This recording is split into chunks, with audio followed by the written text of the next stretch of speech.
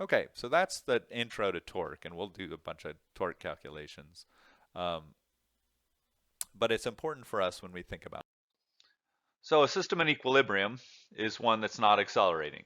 So what do we know immediately about that? We know that there's no net force on it, right? So it doesn't have any net force, and it's not accelerating. And we call this a statics problem when we talk about something that's in equilibrium. So the first condition for a system in equilibrium is what we know about Newton's second law, right? The forces in each coordinate direction must add to zero. So if we have this chandelier over here hanging from a ceiling, we know that when we draw a free body diagram of it, like this one, that the forces in the y direction have to balance and the forces in the x direction have to balance. And we've done problems like this in class before, you know, a sign hanging from two wires or something like that. What we haven't done is to think about rotation. Okay, and so we'll think about that in a second. This asks if if these equations were not true, what would happen to the system? Well, it would accelerate, right? If we had a net force that was non-zero, we would start to see that chandelier accelerating, which we definitely don't want don't want to see. So these are our first two equations. There are three that we use in statics problems, and they're all extremely simple. Sum of forces in x equals zero, sum of forces in y equals zero. The trick is getting them all to work together. The second condition is what's called rotational equilibrium. Okay, so we just talked about translational equilibrium, that it's not accelerating in a straight line. This condition says that it can't be accelerating in a rotational manner, which requires that the torques around any axis in the system have to be equal to zero. And I say any axis here because if there were any axis in the system around which the object was going to accelerate, then it would not be in equilibrium. So when we solve one of these problems, if I want to solve a system and figure out if it's in equilibrium, I can pick any axis I want. I can put the axis here, I can put the axis here, I can put it in the middle, I can put it out here, wherever I want. And if you remember from doing our torques, that a selection of axis is going to matter a lot, right? Because it's going to determine how long our R is, how long our perpendicular lever arm is.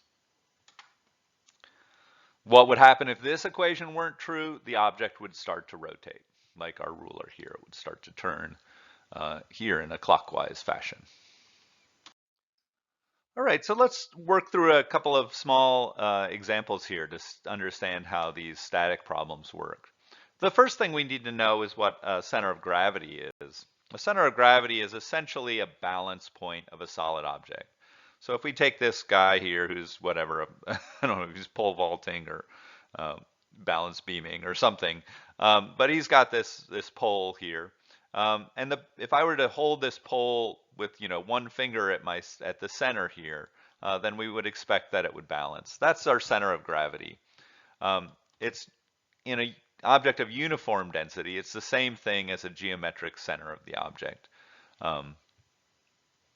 In all of the problems in our class, it's going to be relatively easy to recognize what the center of gravity of the object is. If we had more complex objects, you'd have to do some analysis to find that, but we're not going to do that in this class. For a statics problem, we need to know it because it tells us where the weight force is applied. We haven't had to deal with that before because we just cared what direction the force was and not where it was applied. But now we need to know where we're applying our forces, our applied forces here. And we also need to know where our weight force is applied. And it always goes through our center of gravity. So we start off with a diagram like this. And we start with our force equations. We have our three equations, right? So sum of F in the x direction equals 0 because we don't have any forces in the x direction. And sum of F in the y direction, we could look at this and make a pretty good guess at what that force equation in the y direction is going to be. But just to be careful, we sum our F's in the y direction. a 2 applied forces upward and a weight downward equals 0 because we're in equilibrium. And we end up with this equation, right? Which looks exactly like we would expect it to. Now, to find the third equation, the torque equation, we need to choose an axis. As I mentioned before, the axis can be anywhere. If that pole vaulter's pole is in equilibrium, it has to be in equilibrium everywhere. And so there can't be any axis around which there's going to be some rotation. So we can choose any axis. And generally, we want to choose an axis that makes the problem easier for us. It may be that that means we like an axis that has a nice right angle. If we chose, well, I guess any of these are going to have a pretty nice right angle here. But, if we choose our center of gravity as our axis here, it's pretty clear that this is a perpendicular lever arm. So that makes that a little easier for us to think about. And more importantly, it can allow us to eliminate an unknown. So say I didn't know what force left here was and what weight was. If I put my axis here, then I eliminate W from my equation because it's going to be multiplied by its perpendicular lever arm, which is 0. And then I could solve for FL and then go back and try and solve a different way for weight. So to make this equation, and then we'll call counterclockwise rotation positive, the sum of torques is going to be the sum of all of our torques is equal to 0. Our left torque is going to be the force left times our lever arm left, and I've had a picture here, by our lever arm X. And that's going to be positive because it's causing a counterclockwise rotation, or it tends to cause that, right? This one, FR times RR, is a clockwise rotation. It's going to tend to turn that pole in this clockwise direction. So that's negative.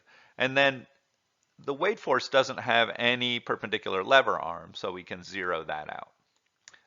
And we can then restate this equation as this, which is to say the torque caused by the right arm is equal and opposite to the torque caused by the left arm. And that means we're in balance as long as these are the same size, right? As FR times RR is the same as FL times RL. So that's a pretty straight. All right, let's look at this next iteration of this problem. And here we've just moved our center of gravity a little bit to the side. If we went through the process of looking at our equations, we'd find we have the same 3 final equations here. The forces in the upward direction balance the forces in the downward direction. And the torque caused by the right hand balances the torque caused by the left hand. The difference here is because RL is bigger, our perpendicular lever arm is bigger, FL can be a little bit smaller in order to balance what's happening on the right side. Okay, so you can imagine these are multiplying, right? We're multiplying this by this, so we can imagine this as an area. And this area of this box is going to be about equal, or will be equal to, the area in this box here. Okay, so you know from experience, if you were trying to hold this pull up, that the farther you slid your arm out here, the easier it would be to hold that pole up. And this is why. If we increase the size of RL, then FL can get smaller and smaller in order to balance the rotational force caused by the right hand. Now, I've said that we can move the axis anywhere we want, and we can.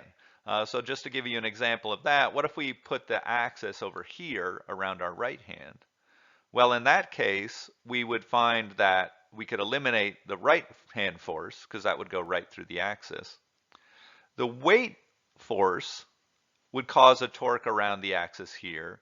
That would be weight times RR. Okay, because that would be that perpendicular lever arm.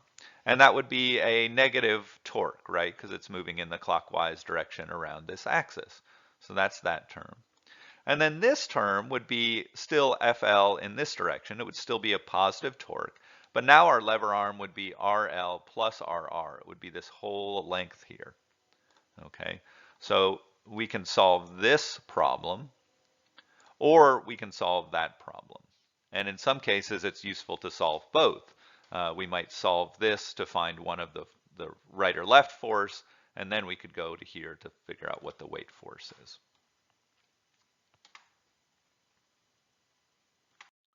And one last example here, if we have the center of gravity way out here, um, then again, experience tells us holding something like this is a lot harder, right? We have to use a lot more force with our hands.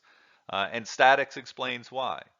Um, if we come up with our equations here, our y direction equation is different because we have two forces in the downward direction. That means FL has to be really big just to be able to hold the pole up. And once FL is big, that means the torque gets complicated. It means that your FR has to be big as well in order to balance your torque equation.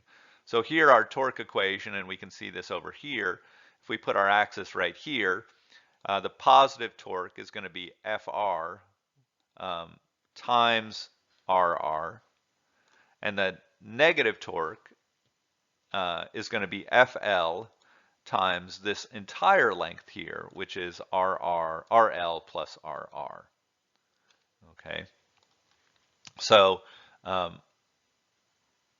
because this one has to be big because of the y direction, it has to balance both of these forces.